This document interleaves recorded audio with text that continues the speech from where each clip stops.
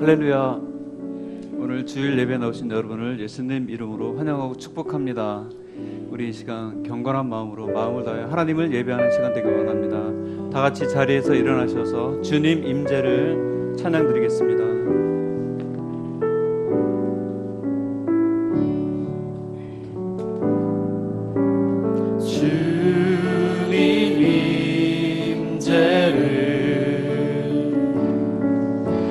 쉬는 순간마다 난 느껴요. 아침마다 해가 뜸을 아는 것처럼 나의 기도 들으심을 나는 아네. 주님 임재를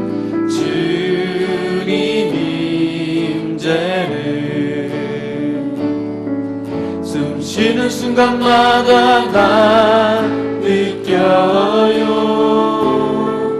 아침마다 해가 뜸을 아는 것처럼 나의 기도 들으심을 나는 아네. 거룩 거룩 거룩 거룩 거룩 사랑의 경배 드리며 내 마음 주께 고백하리. 예수 나의 주. 거룩 거룩 거룩 거룩 거룩 사랑의 경배 드리며 내 마음 주께 고백하리. 예수 나의 주. 다 같이 자리에 앉으시겠습니다.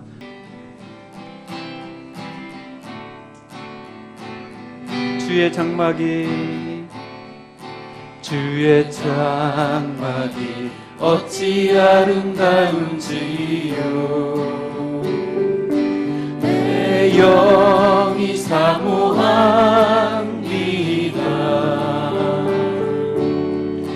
내 맘 다하여 주님께 기도합니다. 나의 왕 나의 주께 주의 궁전이 어찌 아름다운지요. 내 영이 사모합니다. 내 맘 다하여 주님께 간구합니다. 나의 왕 나의 주께 주의 성전이 어찌 은혜스럽지요. 내 영이 사모합니다. 내 맘 다하여 주님께 감사합니다. 나의 왕 나의 주. 우리 3절 다시 합니다. 주의 성전이 어찌 은혜스럽지요. 내 영이 사모합니다.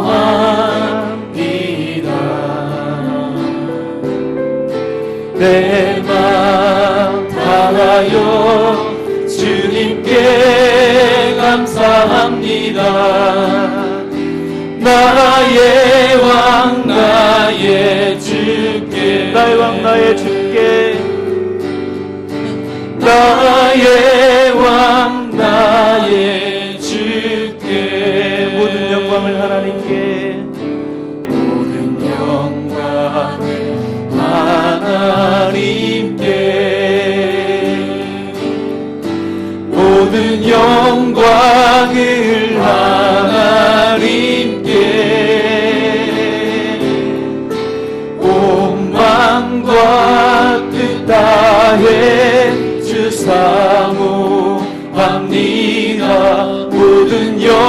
영광을 하나님께.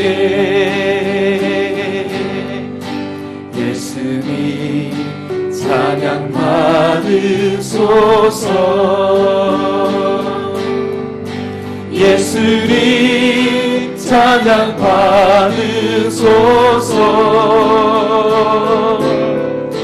제사했네 우리 위해 성령 주셨네. 예수님 찬양 받으소서.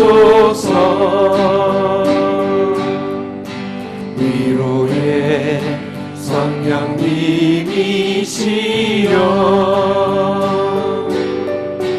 위로의 성령님이시여.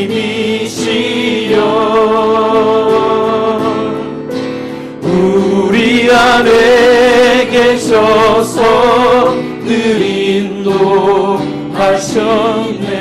위로의 성령님이시여.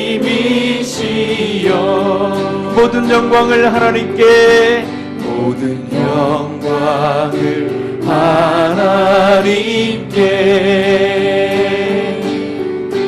모든 영광을 하나님께.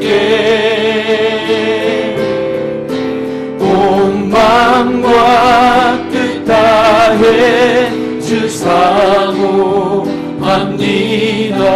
모든 영광을 하나님께. 이 시간 우리 다 같이 드려지는 주일 예배를 위해서, 그리고 말씀을 인도하시는 목사님을 위해서 다 같이 주여 한번 무릎 합심하여 기도하겠습니다. 주여.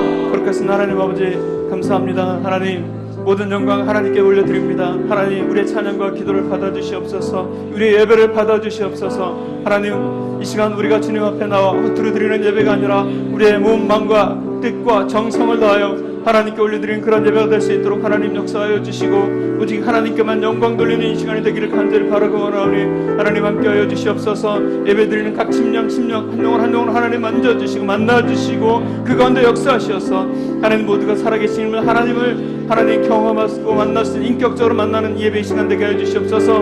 말씀을 인도하시는 목사님께 힘 주시고 능력 주시고 성령 충만 주시고 하나님 그 입술을 통해 증거되는 모든 말씀들에 하나님 우리 삶에 정말 귀한 별단의 은혜가 있는 그런 말씀이 선포될 수 있도록 하나님 함께하여 주시옵소서. 이 예배를 오직 하나님께만 올려드립니다.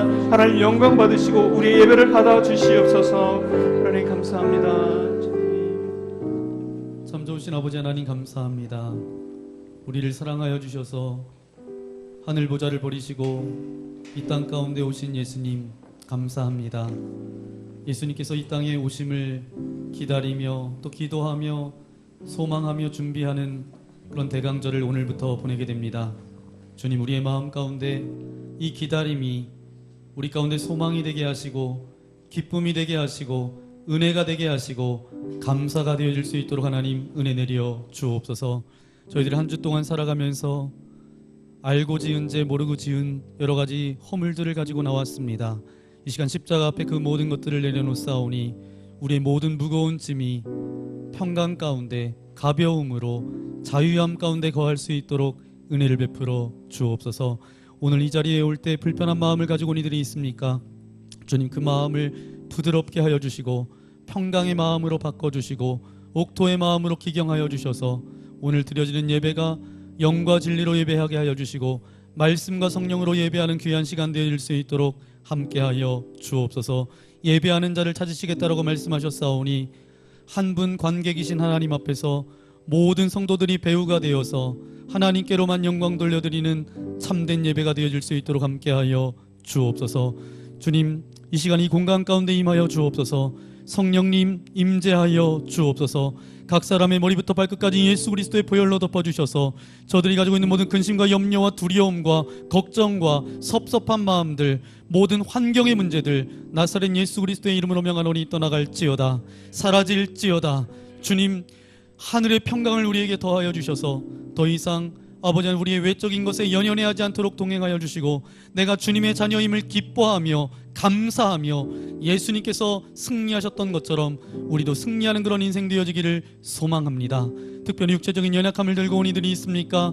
그 연약함 때문에 이곳에 나오지 못한 이들이 있습니까? 시간과 공간을 초월해서 역사하시는 주님께서 찾아가셔서 주님의 능력의 오른손으로 안수하여 주실 때 모든 질병들은 떠나갈지어다, 모든 아픔들은 사라질지어다, 더 이상 고통 가운데 아픔 가운데 좌절하지 않게 하여 주시고 오히려 그것이 예수님께서 나를 사랑하신 사랑의 흔적으로 우리 가운데 남겨질 수 있도록 주께서 축복하여 주옵소서. 이 예배의 시간이 단순한 시간만 보내는 시간이 아니라 우리의 마음을 드리는 시간 되게 하시고 또 하나님의 음성을 듣는 귀한 시간 되어질 수 있도록 은혜를 베풀어 주옵소서. 예배하는 첫 시간입니다. 마치는 시간까지 함께하여 주실 것을 믿고 감사를 드리오며 우리를 죄악에서 구원하여 주신 예수님의 이름으로 간절히 기도하옵나이다. 아멘.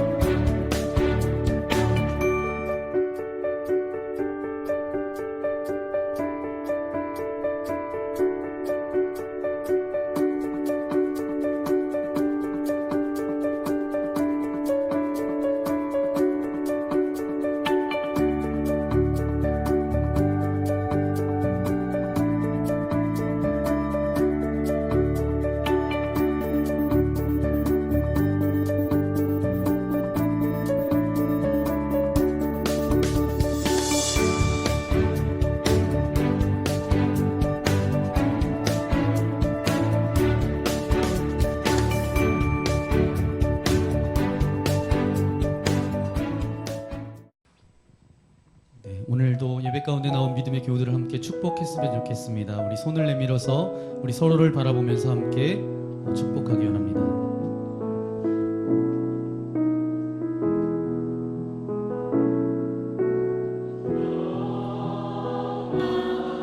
하나님의 평강이 당신의 삶에 넘쳐나기를. 하나님의 평강이 당신의 삶에 가득하기를 축복합니다. 우리 모자실 축복할까요? 기쁨. 기쁨, 하나님의 기쁨이 당신의 삶에 넘쳐나기를. 기쁨, 하나님의 기쁨이 당신의 삶에 가득하기를 축복합니다. 여러분의 두 손을 가슴에 얹고 소망, 소망, 하나님의 소망, 나의 삶 속에 넘쳐나기를. 소망, 하나님의 소망이 나의 삶 속에 가득하기를 축복합니다. 이곳에 불러주신 하나님께 영광의 박수 올려드리겠습니다. 할렐루야. 우리 전우좌우에 계신 분하고 인사해 볼까요? 사랑합니다. 축복합니다. 오늘 우리에게 주신 하나님의 말씀 함께 찾아보기 원합니다. 신약성경 사도행전 4장 36절부터 37절 두 절 말씀인데요. 우리 함께 한 목소리로 함께 읽도록 하겠습니다. 구브로에서 난 레위족 사람이 있으니 이름은 요셉이라. 사도들이 일컬어 바나바라. 번역하면 위로의 아들이라 하니. 그가 밭이 있음에 팔아 그 값을 가지고 사도들의 발 앞에 두니라.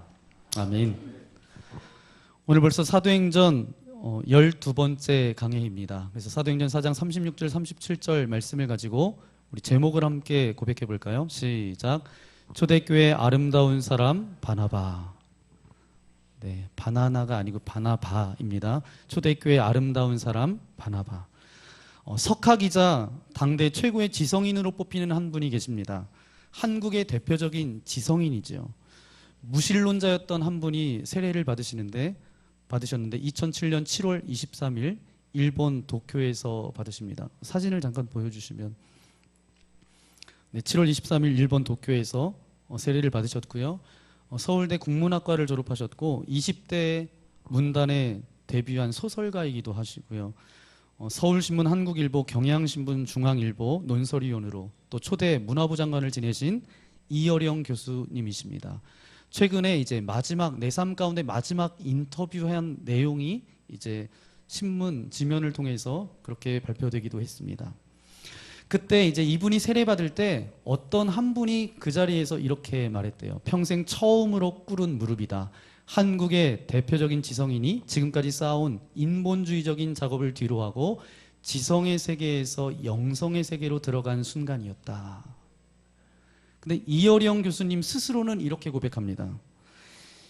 20대에는 반기독교적인 글을 많이 썼습니다. 소설가로서 저 역시 저의 세계에서 창조를 했습니다. 하나님이 만들지 않은 것들을 내가 만들겠다고 오만한 생각도 했습니다. 그러나 인간은 뛰어봐야 벼룩입니다. 이 단순한 사실을 아는데 시간이 걸렸습니다. 오늘부터 저는 신자의 길을 걷습니다. 그동안 많은 직함을 갖고 여기까지 걸어왔습니다. 이제 새로운 길을 떠납니다. 이 길이 외로울 수도 있지만 신자로서 한 발 한 발 나아가고 싶습니다. 이렇게 고백하고 그가 첫 발을 내디딘 일이 무엇인지 아십니까? 일본에서 열렸던 최고 경제인 리더십 포럼이 열렸습니다. 그래서 한국, 일본, 대만 최고의 경영자들이 모여있는 그 포럼에서 그가 이러한 주제를 가지고 이야기하게 됐는데, 이성에서 지성으로, 지성에서 영성으로 라는 주제를 가지고 이야기하기 시작합니다. 지금까지는 내가 이성과 지성을 가지고 그렇게 살아왔지만 그것으로 할 수 없는 것들이 굉장히 많은 것을 내가 깨달았다. 사람이 잘 모르는 것들, 그 안에 또 다른 어떤 세계, 영성이 있다는 것을 알게 되었다. 그의 고백이에요. 여러분, 바로 성령의 역사는 바로 강력한 생명운동입니다. 어떤 죽은 무브먼트가 아니라 살아있는 운동이에요. 그래서 우리가 아는 것처럼 생명이 있는 것을 보면 어때요? 생명이 있는 것을 보면 다 열매가 있고 결과가 있습니다. 씨앗이 물론 죽은 씨앗도 있고 이제 살아있는 씨앗도 있잖아요. 벼를 심기 위해서 이제 벽실을 이렇게 물에 담가 놓으면 다 뜨는 거는 심을 수 있어요, 없어요? 네, 심을 수 없잖아요. 뜨지 않고 이제 바닥에 있는 것은 살아있는 생명이 있기 때문에 그것을 심으면 어떻게 되죠? 싹이 돋아나고 나중에 그것이 자라서 반드시 결과가 있다라는 거예요. 어떤 열매가 있습니다. 바로 지상에 있는 교회가 아무리 여러 가지 문제가 많다 할지라도 그게 교회라고 하는 이름을 가진 한은 부인할 수 없는 것이 있어요. 교회는 성령으로 시작해서 성령께서 역사하시는 성령님의 강력한 센터가 바로 교회라는 거죠. 그렇기 때문에 동일하게 교회가 존재한다면 그 교회가 아무리 적던 크던, 아무리 남들이 볼 때 보잘것없고 보기 좋은 교회라 할지라도 교회가 바르게 존재하기만 한다면 반드시 그 교회로 인해서 열매, 어떤 결과가 있다라는 것이죠. 왜요? 생명이 있기 때문에. 자, 그렇다면 생명이 존재하는 교회가 존재했을 때 그 결과적으로 남는 것은 무엇일까요? 건물이 남을까요? 아니면 어떤 조직이 남을까요? 여러분, 사도행전을 보면 여러분이 사도행전을 쭉 한번 읽어보세요. 사도행전이 어떤 책인가 하면 이런 책이에요. 간단하게 요약하자면 성령님의 강력한 임재가 있었고 그 임재로부터 출발한 교회가 시작됐는데 교회 안에서 있었던 여러 가지 이야기가 바로 사도행전입니다. 성령님께서 강림하셨어요. 마가의 다락방에서 120명이 있는 기도하는 그 자리에 임하셨고 성령님으로 인하여서 교회가 시작됐습니다. 그 교회 안에 성령의 운행하심을 통해서 그 교회가 이제 역사하기 시작했는데 그 결과 무엇이 남겨졌을까요? 초대교회는 교회 이름이 뭐죠? 네. 철원에 있는 우리 교회 이름은 뭔가요? 만나교회죠. 초대교회는 이름이 뭐예요? 초대교회가 아니에요. 예루살렘 교회입니다. 예루살렘 교회. 예루살렘 교회가 그럼 건물을 남겼습니까? 아니면 어떤 조직을 남겼나요? 성경을 아무리 봐도 그 역사를 봐도 예루살렘 교회가 건물을 남기지 않았어요. 어떤 조직을 남긴 것은 없습니다. 예루살렘 교회가 남긴 것은 뭐예요? 바로 사람들을 남겼습니다. 그 사람들의 이야기가 바로 사도행전입니다. 그렇기 때문에 교회가 그런 존재로 그렇게 세워졌기 때문에 교회를 통해서 아름답게 변화된 사람들이 나오지 않는다면, 여러분 다시 말해서 우리 교회 철원 만납교회가 이 시대 가운데 이곳에 세워졌는데 이 교회를 통해서 아름다운 변화된 사람들이 한 사람도 나오지 않는다면 아무리 건물이 웅장하고 크고 프로그램이 아주 훌륭해도 또 1년 동안 집행하는 예산이 수백억, 수십억이 된다 할지라도 그 교회가 이 땅 가운데 남긴 것은 아무것도 없다라는 거예요. 왜요? 교회의 결과는 건물도 아니고 프로그램도 아니고 어떤 조직도 아닙니다. 뭐예요? 교회의 열매는 사람들이에요. 여러분, 사도행전에 나오는 수많은 아름다운 사람들은 바로 그 교회의 열매들이었습니다. 그 교회가 만들어낸 변화된 사람들, 그 변화된 첫 번째 사람이 누구라고요? 바나바였습니다. 성령께서 역사했고 그 가운데 시작된 교회를 통해서 어떤 한 사람이 변화되어졌는데 그 첫 번째 대표적인 사람이 바로 바나바라는 사람입니다. 그러면 초대교회의 아름다운 신앙을 가졌던 이 바나바, 어떤 사람이었을까? 우리 첫 번째 함께 고백하겠습니다. 교회로 인해 변화된 사람 바나바. 네, 바나바가 변화되어졌는데 무엇을 통해서 변화되어졌다고요? 바로 교회라는 공동체를 통해서 변화되어졌다라는 거예요. 바나바는 어떤 사람이기에 그렇게 말할 수 있을까요?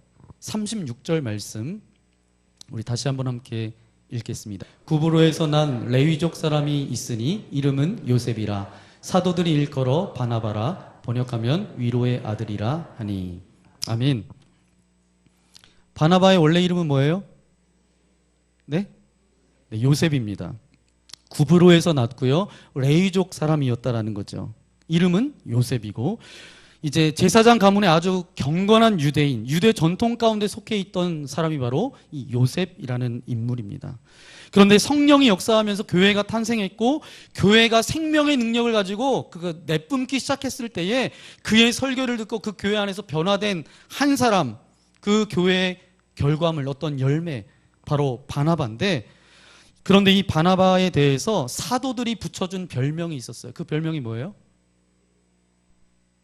원래는 요셉이었다니까요. 네, 바나바, 별명을 붙여줬다는 거예요. 여러분, 이름이라는 것은 어떻죠? 여러분도 이름을 부르잖아요. 저도 남녘 남의 이룰성이에요. 그래서 제가 남쪽에서 태어난 것 같아요. 남쪽에서 태어났으니까 남녘남의 이룰성. 그래서 제가 첫 목회지는 경상도에서 그렇게 목회를 했는데 이름마다 제각기 어떤 의미가 담겨져 있고 그 부모님이 그 아이의 이름을 지을 때 이런 아이가 되었으면 좋겠다라고 그렇게 해서 이름을 짓죠. 그런데 대부분 우리가 보면 이름대로 살지 않기 때문에 이름 가운데 우리가 별 의미를 두지 않고 살아갑니다. 어떤 분은 이제 아이가 태어났는데 명철이라는 이름을 지었어요. 그런데 명철이라는 이름을 가진 사람 중에 공부를 지지리 못하는 사람이 많다라는 거예요. 그리고 온유와 선의 뭐 이런 이름을 가진 사람 중에 싸나운 사람도 굉장히 많습니다. 그리고 지혜라는 이름을 이렇게 부모님으로부터 이제 지어져서 이름을 지혜 이렇게 불리는데 정말 지혜롭지 못한 사람도 굉장히 많다라는 거예요. 뭐냐면 이름과 그 삶이 맞지 않는 경우가 굉장히 많아요. 그러니까 우리는 그 이름을 부르면서도 정말 이름에 걸맞지 않는다 너는 뭐 이렇게 그런 사람들이 우리 주변에도 종종 있습니다. 하지만 태어날 때부터 붙여진 이름이야 그럴 수 있겠죠. 그런데 중간에 사람들이 지어줘서 붙여준 이름이라고 한다면 여러분 어떨까요? 중간에 어떤 이름을, 어떤 별명을 붙여줬다라고 한다면 더군다나 오늘 성경에 보니까 기도하는 사람들이, 성령 충만한 사도들이 이 요셉을 뭐라고 불렀다고요? 바나바로 붙여줬다는 것은 뭐예요? 그 사람의 인생과 말과 언행과 모든 행동이 어땠다고요? 바나바다웠다라는 거예요. 그의 삶의 모습이 바나바처럼 그렇게 살았다는 거예요. 이 바나바라는 그런 이름 속에 그 사람이 다 들어가 있었다는 거죠. 그게 바로 그 사람의 모습이고 정체성이었습니다. 자, 그렇다면 이 바나바라는 이름은 무슨 뜻일까요? 바나바라고 불렀을 때 두 가지 의미가 있는데요. 하나는 예언의 아들, 또 하나는 오늘 성경에 있는 것처럼 위로의 아들.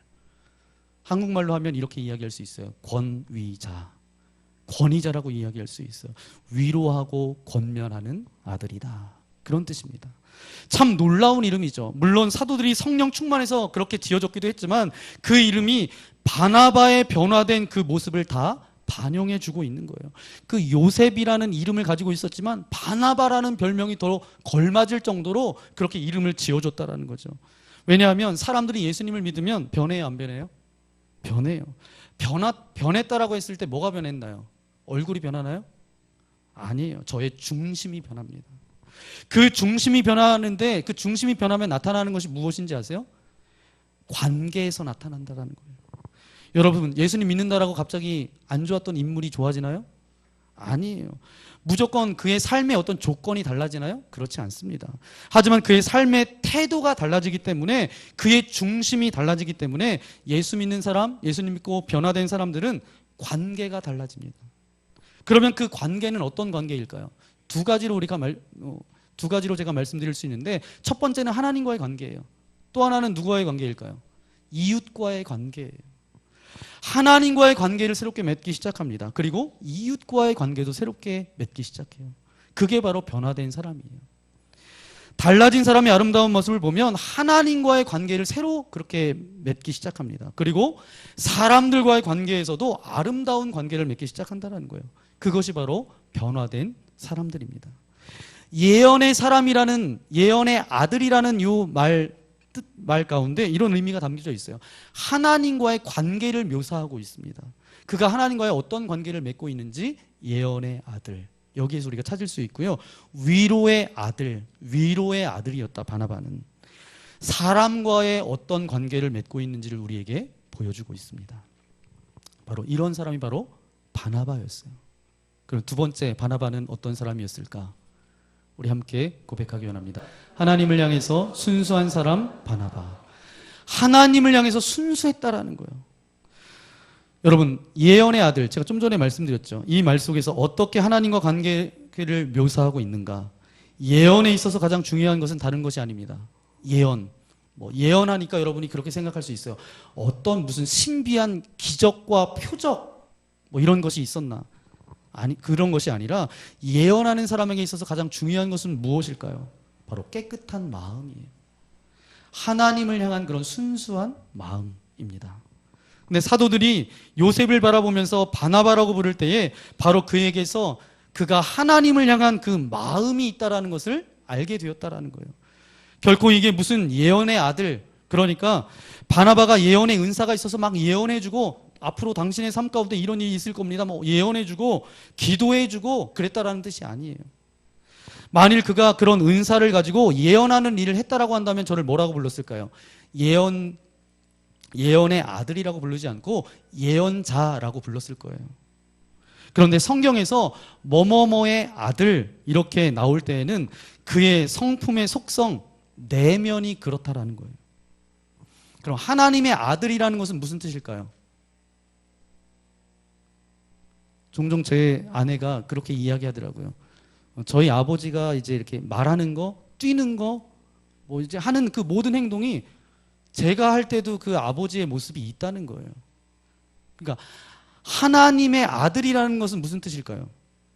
하나님의 성품을 가지고 있다라는 것입니다. 이 아들이라는 말을 붙이면 그의 속성을 말하고 있는 거예요. 예언의 아들이라는 말은 무슨 뜻일까요, 그러면? 그가 하나님을 가지고 향한 마음이, 그 깨끗함이, 그 순수함이 예언자처럼 순수하다라는 거예요. 정말 순수하게 하나님을 바라보면서 깨끗하게 하나님을 향해 마음을 가지고 있는 사람, 이 사람이 누구였다고요? 바나바였다는 거예요. 여러분, 이렇게 하나님에 대해서 깨끗하고 순수한 사람은 두 가지 행동이 나옵니다. 첫 번째는 뭐냐면 헌신이 나와요. 여러분, 헌신이라는 것은 무엇이에요? 하나님께 대해서 깨끗하지 않으면 할 수가 없어요. 순수하지 않은 사람은 절대 헌신하지 못합니다. 하나님 앞에 계산적이고 굉장히 복잡한 사람은 절대로 헌신할 수 없어요. 그냥 하나님을 깨끗하게 순수하게 사랑하는 사람만이 헌신할 수 있습니다. 오늘 성경 본문 2절 읽었지만 37절 한번 읽어볼까요? 37절 말씀. 그가 밭이 있음에 팔아 그 값을 가지고 사도들의 발 앞에 두니라. 아멘. 바나바가 처음 등장하는데 그가 밭이 있음에 팔아 그 값을 가지고 사도의 발 앞에 두니라. 여러분, 물질이 많다라고 모두 다 헌신할 수 있을까요? 아니에요. 시간이 많다고 그렇게 헌신할 수 있을까요? 아니, 힘이 남아돈다라고 주님 앞에 몸을 드릴 수 있을까요? 그렇지 않아요. 아무리 돈이 많아도, 아무리 시간이 남아돌아도, 아무리 힘이 넘쳐나도 그 마음에 하나님을 향한 깨끗한 마음과 순수한 마음이 없으면 헌신할 수 없습니다. 여러분, 그게 물질로 되는 문제가 아닙니다. 마음의 문제예요. 어떤 시간이 없어서가 아니에요. 마음의 문제입니다. 하나님을 향해서 어떤 마음을 가지고 있느냐? 영광을 받고 싶어서 하겠어요? 아니면 인기를 얻고 싶어서 하겠어요? 마음이 하나님을 향해서 깨끗하고 순수한 사람만이 헌신할 수 있습니다. 그리고 또 한 가지, 하나님을 향해서 깨끗한 사람은 또 뭐 할 수 있냐 하면 헌신도 할 수 있지만 순종도 할 수 있습니다. 순종은 뭐예요? 나한테 동의되는 것만 내가 하는 것이 순종이 아니라 동의되지 않지만 그것이 하나님의 말씀이면 내가 순종하게 따르겠습니다. 그것이 순종이에요. 근데 이 순종의 대표적인 사람이 바나바였어요. 이 사람은 하나님께서 어디든지 가라고 하면 가는 사람이었습니다. 예루살렘 교회에서 굉장히 인기도 많았습니다. 그리고 바나바 하면 모를 사람이 없을 정도로 굉장히 신앙생활도 잘했고 그 가운데서 정말 독보적인 인물이었습니다. 그런데 신앙생활을 잘하고 있는데 어느 날 사도들이 기도하다가 바나바를 보고 안디옥으로 갔으면 좋겠다. 안디옥으로 가십시오. 그랬더니 바나바가 한마디 대꾸하지도 않고 왜 가야 되죠? 뭐 이런 거 물어보지도 않고 안디옥으로 갑니다. 그런데 바나바가 그렇게 쉽게 떠나는 거, 쉽게 갈 수 있어요, 없어요? 여러분, 제가 어느 날 여러분 보고 자, 저기 동송으로 가십시오. 이게 신철원에 계신데 동송으로 가십시오. 가실 수 있겠어요, 없겠어요? 네, 감사합니다. 다 가실 수 있을 것 같아요.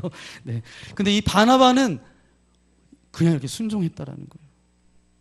안디옥에 가라고 하니까 갔어요. 그래서 안디옥에 가서도 예루살렘 교회에 있었던 것처럼 신앙생활 잘하고 그 교회를 아름답게 섬겼던 사람입니다. 그런데 어느 날 기도하는데 성령께서 내가 지시하는 사람을 세워서 함께 가라. 막 이제 하나님께서 함께 가라 그랬어요. 그랬더니 누구냐 하면 바로 바나바와 바울을 찍어서 선교사로 가라는 거예요. 안디옥도 떠나서 이제 선교사로 가라는 거예요. 요즘이야 선교사로 가겠습니다라고 하면 선교사가 힘들고 어려운 줄 알고 가잖아요. 그때는 떠나는 게 죽는지 사는지 알고 갔나요? 모르고 갔나요? 모르고 갔겠죠. 그런데 바나바는 하나님이 가라고 하니까 그냥 갔다는 거예요. 여러분, 하나님 앞에서 깨끗한 사람, 순수한 사람은 무슨 말씀을 하시든지 그것이 하나님께로부터 온 감동이라고 한다면 정말 믿음직스럽고 바보스러울 정도로 순종하는 그런 삶이 뒤따라왔다라는 거예요. 여러분, 순종은 순수한 사람, 깨끗한 사람, 하나님 앞에서 깨끗한 사람만이 순종할 수 있습니다. 바나바는 바로 그런 사람이었어요. 그럼 마지막 세 번째, 우리 함께 고백했으면 좋겠습니다. 사람들을 향해 위로의 사람 바나바. 네, 사람들을 향해서 위로의 사람이었다라는 거예요. 첫 번째는 예언의 아들, 하나님과의 어떤 관계, 그래서 하나님께서 가라고 하면 갈 정도로 그렇게 헌신하고 순종했던 사람인데 바나바는 위로의 아들이었다는 거예요. 이것은 뭐냐면 바나바가 이웃과의 관계 가운데 어떤 삶을 살았는지를 우리에게 보여주고 있습니다. 여러분, 위로의 아들, 이런 말을 들을 때 여러분 마음이 어떠세요? 신경질 나나요? 어떤 따뜻함이 다가오나요? 위로의 아들, 그런 어떤 따뜻함이 다가오잖아요. 따뜻함. 바나바는 정말 다른 사람의 입장에서 이해하는 사람이었습니다. 바울을 대할 때는 바울의 입장에서, 그리고 야고보와 유대인 크리스천을 대할 때는 그들의 입장에 서서 있었고요. 이방인 형제들을 대할 때는 이방인 형제의 입장에서 나중에 베드로를 대할 때는 베드로의 입장에 서 있던 사람이 바나바였어요. 여러분 성경을 읽다 보면 안디옥 사건이 있습니다. 정말 큰 사건이었죠. 무슨 사건이었냐면 베드로가 이방인들하고 바나바와 바울과 함께 식탁에서 함께 식사를 하고 있었어요. 그 당시에 이방인들과 옷깃만 스치는 것, 말 섞는 것도 되지 않고 이방인들을 사람 취급하지 않았던 때인데 베드로가 이방인들과 함께 바울과 바나바와 함께 식사를 했다라는 거 굉장히 엄청난 사건입니다. 그래서 안디옥 사건인데 어느 날 갑자기 예루살렘 교회에서 몇몇 형제들이 그곳에 방문하게 됐어요. 그들은 어떤 사람이었냐면 율법을 중시했던 사람들입니다. 그 순간 베드로가 깜짝 놀란 거예요. 예루살렘에서 이제 어떤 형제들이 왔다 그러니까 이방인들과 같이 식사하는 것을 보면 율법을 중시했던 사람들이 바라볼 때 어떨까요? 이거는 정말 있을 수도 없는 일이에요. 그래서 베드로가 너무 놀래가지고 자리를 박차고 뛰쳐나갔습니다. 피했어요. 왜냐하면 베드로 입장에서는 그럴 수밖에 없었어요. 왜냐하면 거의 중간 정도에 있었기 때문에 그럴 수밖에 없었어요. 그랬더니 미성숙의 아이콘 누굴까요? 바울입니다.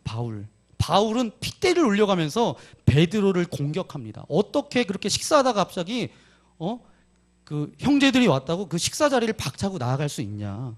베드로를 그렇게 공격했어요. 바울은. 근데 바나바는 어떻게 했어요? 바나바는 베드로가 일어날 때 같이 일어나서 나갔습니다. 왜 나갔을까요? 이방인들을 무시해서 또 예루살렘 교회에서 왔던 형제들이 보면 자기들을 뭐라고 할까봐 그래서 간 게 아니에요. 왜냐하면 베드로의 입장에 함께 서려고 같이 나갔다는 거예요. 여러분 그렇다라고 해서 바나바가 이랬다 저랬다 하는 그런 사람이 아닙니다. 실없는 사람이 아니에요. 그렇지 않아요. 그렇게 모든 사람의 입장에 설 수 있으면서도 중심이 흔들리지 않았던 사람이 누군가면 바나바입니다. 왜냐하면 그의 중심 가운데는 하나님이 있었고 예수님이 있었어요. 믿음을 가지고 있었어요. 그 중심은 한결같았어요. 그런 사람이 바나바였습니다. 이것은 바나바의 자연적인 성품이 아니에요. 여러분 자연적으로 그냥 태어나면서부터 좀 성품이 좋은 사람 있어요 없어요? 있어요. 남들이 이야기할 때 그 말 잘 들어주고 또 위로해주고 잘 섬겨주고 그런 사람 있어요 없어요? 있어요. 그런데 자연적으로 성품이 차갑고 냉랭하고 무뚝뚝한 사람이 있을까요 없을까요? 있어요. 저 사람은 왜 저러지? 원래 그래요 원래. 그런데 제가 볼 때 자연적인 성품에는 한계가 있더라고요. 아무리 따뜻한 사람이라고 그렇게 할지라도 어떤 일을 겪게 되면 정말 추워도 엄청 추운 사람이 있어요. 엄청 냉랭해지는 사람이 있어요. 자신의 한계를 벗어나지 못합니다. 좀 잘해줬다가 뭐가 좀 뒤틀리면 굉장히 냉랭해지는 사람이 있어요. 대부분 그렇게 냉랭해지는 것은 뭐냐 하면 상처로부터 드러나게 된다라는 거예요. 그런데 바나바가 변한 이유는 바나바가 변하고 위로의 사람으로 그렇게 불렸던 것은 그의 자연적인 성품의 결과가 아니라 성령의 결과예요. 성령께서 역사하신 결과입니다. 어떻게 알 수 있냐면 바나바라는 그 붙여줬던 별명을 보면 알 수 있는데 바나바 그것은 권위자라고 제가 말씀드렸죠. 위로 그 말은 헬라어로 파라클레이토스입니다. 파라클레이토스는 뭐냐 하면 성령이에요. 성령이 바로 파라클레이토스예요. 결국 이것은 사람에게서 나온 것이 아니라 성령 하나님의 성품이었다라고 우리에게 말하고 있습니다. 이게 무슨 뜻이에요? 예수님을 믿고 성령 충만한 사람은 그 개인적인 성품이 어떻든 간에 차가운 사람이든 무뚝뚝한 사람이든 따뜻한 사람이든 간에 상관없이 모든 성령 충만한 사람은 다 다른 사람에게 따뜻한 사람이 되어야 된다라는 거예요. 여러분 예수님 믿고 나서 아직도 냉랭하고 아직도 잔인하고 아직도 차갑고 그럼 뭔가 잘못됐다라는 거예요. 여러분 이기적이고 자기 중심적인 사람은 절대 위로자 따뜻한 사람이 될 수 없어요. 이기심과 자기 중심을 이기고 벗어난 사람만이 따뜻한 사람이 될 수 있고 누군가를 위로할 수 있다라는 거예요. 왜냐하면 위로한다라는 것은 뭐죠? 그 사람을 이해한다라는 거예요. 그 사람을 이해하려면 어떻게 해야 돼요? 그 사람의 입장에 서본다는 거죠. 내 중심에 서 있는 사람, 내 욕심에 서 있는 사람, 나 중심으로 생각하는 사람이 어떻게 그 자리에 설 수 있겠어요? 내 중심이 깨지지 않는 사람이, 나를 깨지 않는 사람이 어떻게 다른 사람을 이해할 수 있겠습니까? 그렇기 때문에 이기적인 사람, 자기 중심적인 사람은 절대로 다른 사람을 위로할 수가 없어요. 만일 자기가 이기적이고 자기 중심적인 사람이 어떤 경우에 남을 위로하는 경우가 그래도 있어요, 있기는. 남을 위로하는 경우가 있는데 그것은 뭐 때문에 위로하는지 아세요? 자기 이익에 맞기 때문에 그렇게 하든지 아니면 그 사람을 이용해 먹으려고 하는 그 둘 중에 한 가지입니다. 중심이 깨지지 않은 사람은, 자기 자아가 부서지지 않은 사람은 결코 다른 사람을 이해하거나 섬길 수, 또 위로할 수 없습니다. 그 다음에 바나바는 다른 사람과 환경에 대해서 긍정적인 사람이었어요. 여러분, 성령 충만한 사람은 다른 사람에 대해서 긍정적이고 낙관적인 태도를 가집니다. 아무도 인정하지 않았던 바울을 믿고 후원해줬던 사람이 누구예요? 바나바예요. 첫 번째 전도 여행을 바울이 떠납니다. 밤빌리아에서 바울과 함께하는 것을 견디지 못하고 마가 요한이 도망을 갔어요. 뛰쳐나갔어요. 바울과 함께하다가 도저히 이 사람은 내가 함께하지 못하겠습니다 해서 마가 요한이 뛰쳐갔어요. 두 번째, 그래서 이제 첫 번째 전도 여행을 마치고 오면서 바울은 마가 요한이 용서가 되지 않는 거예요. 두 번째 전도 여행 때 절대로 마가 요한은 데려가지 않겠다라고 바울은 이야기합니다. 그때 바나바는 이렇게 이야기해요. 한 번 실패했지만 그 안에 예수님을 사랑하는 마음도 있고 하나님께서 그를 쓰실 어떠한 그런 부분이 있기 때문에 저와 함께 가야 된다고 끝까지 포기하지 않았던 사람이 누구예요? 바나바입니다. 여러분, 성령 충만한 부모가 자녀를 잘 키울 수 있습니다. 성령 충만한 부모가 자녀를 잘 키울 수 있어요. 잘 키울 수 있는 까닭은 뭔지 아세요? 뭐 기도했더니 갑자기 성령이 충만해져서 그 아이한테 그냥 성령이 충만해서 아이가 막 예언도 하고 막 공부도 열심히 하고 잘하더라. 그게 아니에요. 자녀가 실수할 수 있고 자녀가 실패할 수 있지만 그럼에도 불구하고 그 자녀를 향한 가능성을 포기하지 않는 아름다운 면을 보려고 하는 그 긍정적인 시각 때문에 자녀가 살아난다라는 거예요. 여러분, 그렇기 때문에 이렇게도 말할 수 있습니다. 성령 충만한 아내는 남편을 위대하게 만듭니다. 그러면 또 반대로 성령 충만한 남편은 아내를 아름답게 만듭니다. 결혼하고 나서 아내가 계속 아름다워지지 못하면 그것은 누구의 책임이에요? 남편 책임입니다. 왜냐하면 아내에 대해서 어떤 기대를 가지고 점점 더 좋은 점을, 장점을 살려주고 기도하면서 점점 그쪽으로 갈 거 아니에요. 그렇다 보면 그렇게 아름다워질 수밖에 없다라는 거예요. 다른 이유가 없습니다. 사람을 향한 기대를 포기하지 않기 때문에. 그래서 바나바와 같은 사람이 있으면 공동체가 아름다워지는 거예요. 이것은 교회뿐만 아니라 가정도 마찬가지입니다. 여러분, 교회 생활하다 보면 사람들이 변하지 않는 모습, 죄된 본성을 가지고 있는 것 때문에 많이 실망하고 힘들 때가 종종 있습니다. 제가 여러분 기도해 주셔서 기도원에 잘 다녀왔습니다.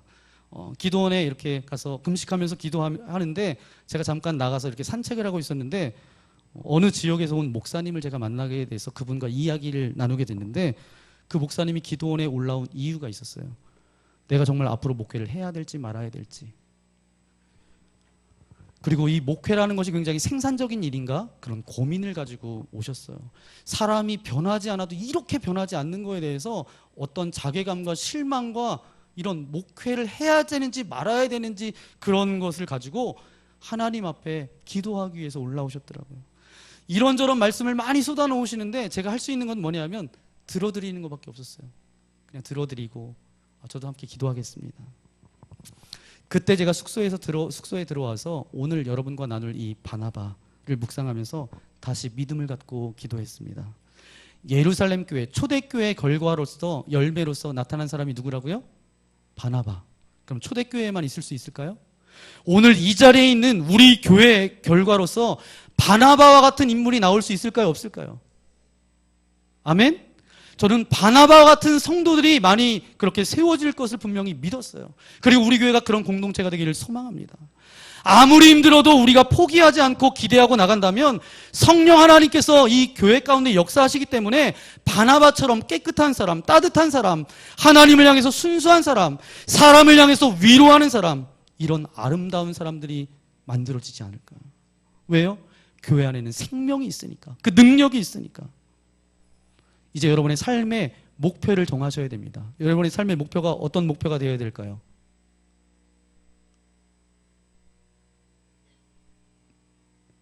나도 이 땅 가운데, 이 시대 가운데 바나바와 같은 인생이 되었으면 좋겠다. 예언의 아들이었고 위로자였던 이 바나바, 나도 그런 인생으로 살아가기를 소망합니다. 그렇게 목표를 가지고 기도할 때에 기도하는 대로 여러분의 삶 가운데 그렇게 열매로 맺어지시기를 예수님의 이름으로 간절히 축원합니다. 이 시간 함께 기도하기 원합니다. 주님, 초대교회였던 예루살렘 교회에 정말 성령 충만함으로 인하여서 마음도 가슴도 따뜻했던 바나바, 하나님께서 가라 하면 가고 순종했던 마음이 깨끗했던 바나바를 기억합니다. 하나님을 향해서 순수했고요, 사람들을 향해서 위로했던 이 바나바, 주님, 우리 교회에 내가 바나바가 되어지기를 소망합니다. 그래서 하나님이 원하시는 대로, 하나님이 온전하신 뜻대로 순종하며 겸손함으로 나아가기를 소망합니다. 그리고 또 다른 많은 사람들을 위로하는 위로자로 살아갈 수 있도록 아버지 하나님, 나와 함께 해달라고 이 시간 우리 주여 한번 부르고 함께 기도하기 원합니다. 주여! 거룩하신 아버지 하나님, 감사합니다. 우리를 사랑하여 주셔서 구원하여 주시고 주의 잔에 삼아주신 아버지 하나님, 감사합니다. 초대교회 아름다운 열매, 예루살렘 교회의 아름다운 사람 바나바를 함께 살펴볼 수 있도록 인도하신 아버지 하나님, 감사합니다. 저는 예언의 아들이었고 위로자였습니다. 주님, 우리도 그런 인생 되어지기를 소망합니다. 이 시대에 바나바로 살아갈 수 있도록 하나님 은혜 내려 주옵소서. 헌신과 순종함으로 하나님의 뜻 가운데 겸손함으로 살아갈 뿐만 아니라 우리가 함께 만나는 모든 사람들을 위로하며 저들의 입장에 서서 그렇게 살아갈 수 있도록 우리와 함께하여 주옵소서. 그래서 우리 교회 속한 모든 믿음의 교우들이 모두가 바나바가 되어서 하나님의 기쁨이 될 뿐만 아니라 우리 교회의 자랑이 되어질 수 있도록 주여 축복하여 주옵소서. 함께 하심을 믿고 감사를 드리오며 예수님의 이름으로 기도합니다. 아멘. 이 시간 함께 말씀을 생각하면서 하나님, 믿는 자에게는 능치 못함이 없다라고 말씀하셨는데 초대교회 예루살렘 교회의 바나바처럼 내가 그런 인생 되어지기를 소망합니다. 그런 마음을 담아서 이 시간 함께 찬양하며 나아가기 원합니다. 전능하신 나의 주 하나님은, 전능하신 나의 주 하나님은 능치 못하실 일 전혀 없네. 우리의 모든 간구도, 우리의 모든 생각도, 우리의 모든 꿈과 모든 소망도 신실하신 나의 주 하나님은 우리의 모든 괴로움 바꿀 수 있네.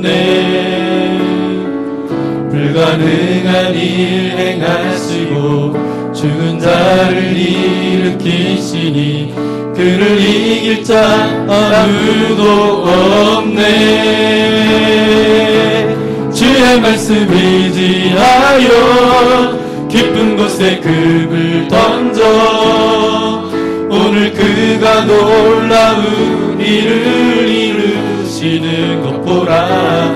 주의 말씀 의지하여 믿음으로 금을 던져 믿는 자에게 능치 못함. 주의 말씀 의지하여, 주의 말씀 의지하여 깊은 곳에 금을 던져 오늘 그가 놀라운 일을 이루시는 것 보라. 주의 말씀 의지하여 믿음으로 금을 던져 믿는 자에게 능치 못함 없네. 믿는 자에게 능치 못함 없네. 믿는 자에게 능치 못함 없네. 마지막으로 믿는 자에게 능치 못함, 믿는 자에게 능치 못함 없네. 그렇습니다. 아버지 하나님, 믿는 자에게는 능치 못함이 없습니다. 오늘 말씀을 우리에게 허락하여 주신 아버지 하나님, 감사합니다. 아멘. 듣는 것에 멈추지 않게 하여 주시고 이 시대에 내가 바나바로 살아가겠습니다. 정말 예언의 아들로 위로자로 살아가겠습니다. 주님, 우리의 삶을 되돌아보면 우리의 마음이 너무 많이 뒤틀어져서 하나님 앞에서도 순수하지 못했고 사람들을 향해서도 따뜻하지 못하였음을 이 시간 주님께 회개합니다. 그러나 이 시간 도전으로 주신 이 말씀을 붙들게 하여 주셔서 성령의 능력으로 우리를 사로잡아 주셔서 이제는 초대교회 열매, 초대교회 아름다운 사람 바나바처럼 나도 그런 인생 되어지기를 소망하오니 내가 하나님을 향하여서 계산하지도 않고 재지도 않고 순종하고 헌신하는 삶을 내게 허락하여 주옵소서. 아멘. 사람들을 향하여서 주님의 마음으로 기대하고 위로하고 소망하고 함께 나아갈 수 있는 바나바 같은 사람들 되어지기를 소망합니다. 그런 사람으로 살아갈 때에 우리가 살아가는 삶 가운데 기쁨과 감사함이 넘쳐날 수 있도록 은혜 내려 주옵소서. 아멘. 오늘 예배하며 귀한 물질을 주님 앞에 올려드립니다. 이 물질이 사용되어질 때에 주님의 복음을 위해서 아름답게 사용되어지게 하여 주시고 드려진 손길 가정 저들의 직장을 주님의 이름으로 축복합니다. 빈궁이나 곤핍이 찾아오지 않게 하여 주시고 날마다 풍성함 가운데 거할 수 있도록 은혜를 더하여 주옵소서. 아멘. 이제 대강절을 보내게 될 텐데 하나님 우리의 마음에 그 기다림이 기쁨이 되게 하시고 소망이 되어질 수 있도록 함께하여 주셔서 우리의 어두운 부분에 예수 그리스도를 날마다 모시고 살아갈 수 있도록 우리의 삶 가운데 늘 동행하여 주옵소서. 아멘. 이제는 하늘 보좌를 버리시고 낮고 천한 이 땅 가운데 오신 예수 그리스도의 크신 은혜와 하나님 아버지의 넓으신 사랑하심과 성령 하나님의 감동 감화 역사하여 주심이 오늘 들려진 말씀을 통하여서 이 시대에 제가 바나바로 살아가겠습니다 결단하며 나아가는 주님의 백성들 머리머리 위에 저들이 펼쳐갈 모든 삶 위에 이제로부터 영원토록 함께하옵시기를 간절히 축원하옵나이다. 아멘. 아멘.